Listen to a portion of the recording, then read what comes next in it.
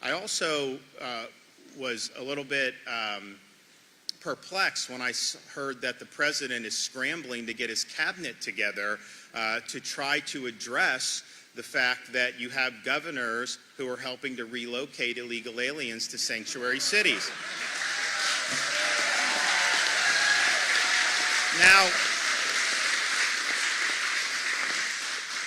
he didn't scramble to get his cabinet together when we had millions of people illegally pouring across the southern border.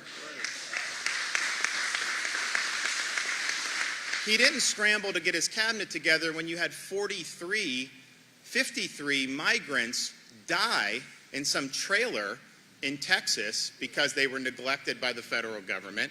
You didn't see him scramble to get his cabinet together when we had Americans that were victimized by criminal aliens that he led across the border.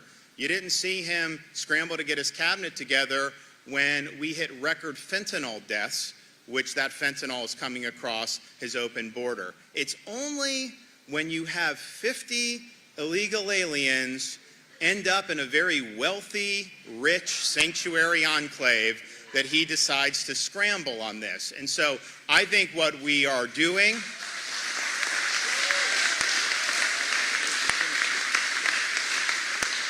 I think what we're continuing to do is use every tool at our disposal to insulate the state of Florida from the negative ramifications of his reckless border policies. And yes, that involves helping with transport.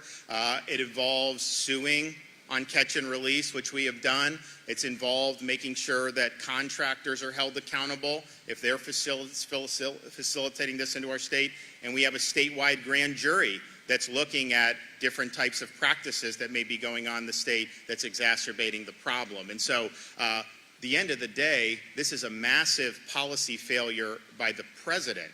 This is a massive and intentional policy that is causing huge amount of damage all across the country, and it's all rooted in a failure to take care that the laws are faithfully executed and to fulfill his oath of office.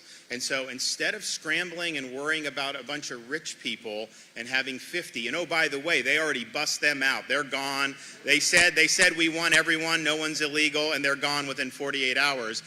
And so why not actually look at what's going on? There were more Acela corporate journalists in Martha's Vineyard today than have ever gone down to the southern border to look what's going on. Why don't you go down there and look what some of those communities have to deal with every day?